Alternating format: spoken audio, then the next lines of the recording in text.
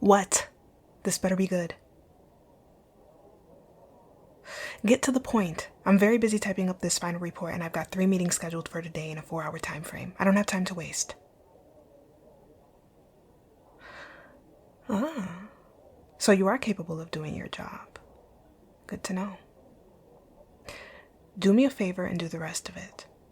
Tell her I want her in my office now.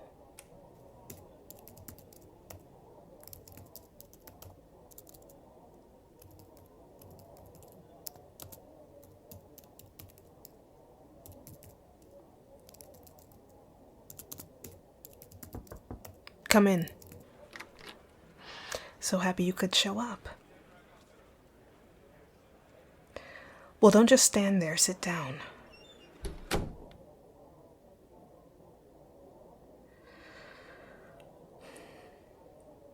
Is there a reason why you're 15 minutes late to work today? I'm sorry, I meant a good reason. Right. There isn't. Unless there's some kind of dire emergency I should be made aware of. No? Then you show up on time and do what you're being paid to do. If you want to keep this job, you need to help run this company consistently and punctually. I don't want to have to tell you this again. Do you understand? Good. Because you're a new hire and showing up late and disheveled is unacceptable for anyone, but especially someone who hasn't even been here for a year yet. Get it together.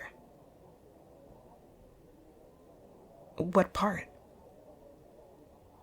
Oh, disheveled.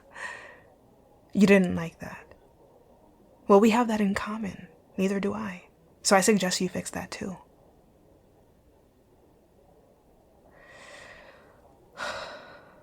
What do you mean you can't? No, elaborate. What's so hard about showing up looking presentable? No, it's not nothing. Sit down. Thank you. What did you mean by that? Look, if there's something you're not telling me, I'd really like to know. Granted, I may be your boss and you may be just another employee of mine, but you're also a representation of my company, of me. And that's something I take very seriously, especially if your personal life is interfering with how and when you show up here.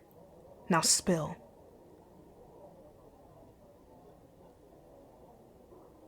So let me get this straight. You've worked here for 3 months and Right, 2. You've worked here for 2 months and have yet to upgrade your closet with proper work attire? Even just a few pieces. Listen, you knew the dress code. It was one of the many things we discussed in the interview. Professional attire that is kept neat and pristine is mandatory here. You agreed that was something you could keep up with. Then why is it that after 2 months of working here and the very generous salary we provide, that's still an issue?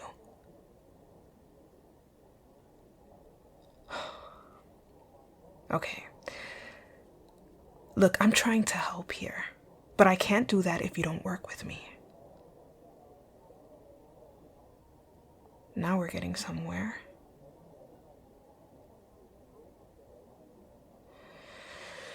So you're currently working 2 jobs in order to afford rent, pay your bills, and be able to provide for your family? What about transportation?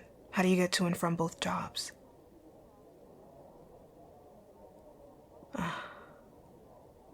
Well, that explains a lot. No, I wasn't. That's not what I was doing. What you're doing is very noble of you, not to mention difficult and overwhelming. I actually respect it a lot. I understand it. It's a miracle you're even able to accomplish everything you do when you're here. With all of that going on in the background, I would have never guessed.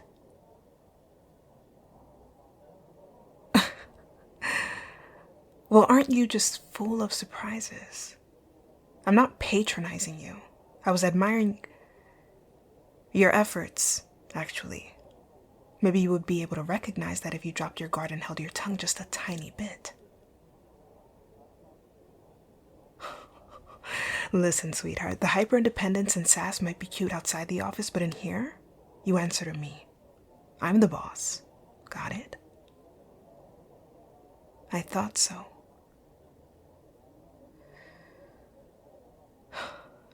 Now back to the matter at hand, shall we? I could see why upgrading your closet wouldn't be top priority on your list, and coming into work on time isn't always an option. I get that now. However, I wish this was something you'd mentioned in the beginning. No, I'm not gonna fire you. Contrary to popular belief, I'm not that heartless. But don't tell anyone. I've got a better idea, actually. Yes, it's a proposal. Yeah, I know. Believe me, you're just as shocked as I am. I don't make many of them outside of clientele. And when I had you called in here, this is the very last thing I would have expected to be happening, but you seem to have a way about you that turns the tables. Anyway, how about I help you? Not forever, of course, just until you're a little more settled in and able to manage. You don't have to do that. Put your defenses up again. It's unnecessary. That's where you're wrong. My assistance wouldn't be coming from pity. I can't have pity for someone who clearly knows how to hold their own and not back down both verbally or physically when their back's against the wall. It's definitely not pity that I feel. Stop asking so many questions. Can I just see someone with potential and not want it to go to waste? You're an amazing worker when you're here. I do notice that. You also make things easier for me in my own schedule whenever I've needed it. I simply want to return the gesture. I'd hate to lose you. You've got grit. Really? All right, well, for starters, I've got a lot of work to do today and meetings to attend to, so this conversation needs to happen another time. Discussing changes to your schedule, salary, all of that can't exactly be wrapped up right now. So my proposal is we discuss this tomorrow at dinner. Find a resolution that works for both of us. After I take you shopping. You look shocked.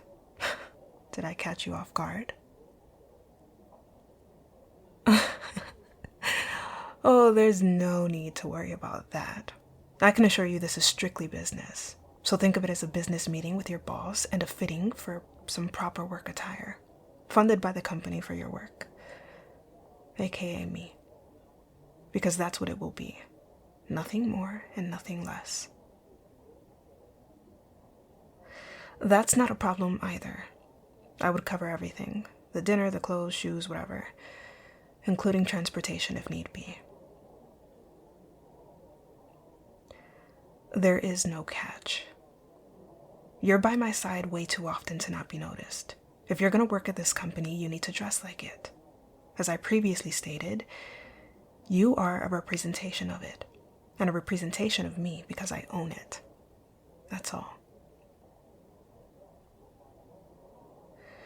No, I am afraid your usual clothing won't be acceptable moving forward.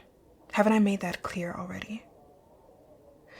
We have investors and CEOs walking in and out of here on a daily basis, most of them being some of the richest men and women in the world. They talk about everything and everyone, and their talk can inspire or deter future investors from working with me. And like you, I also have a family that depends on me to provide for them. As much as I hate to say it, appearances really matter to these people. So you see, the aesthetics can't contradict the mission here. Everything has to be appealing. Everything has to be an ever-evolving upgrade. It's the way these shallow people work, sweetheart. Sometimes you have to play their game to win.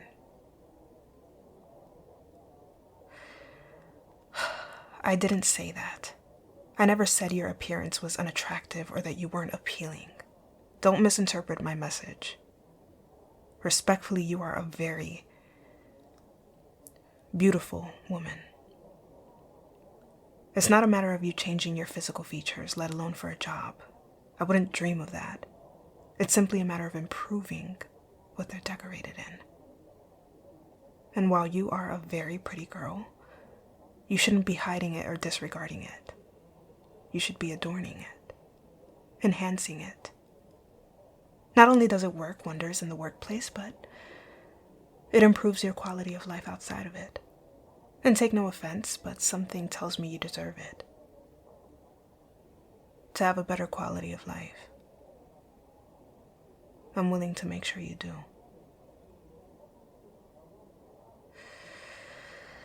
I can see the conflict in your face. You feel torn. I don't blame you, and I'd expect nothing less from someone used to doing everything on their own with no help. Listen, I've got work to do. Think it over, okay? You've got 6 hours. And once you've decided, call my line. I'll be here waiting for you.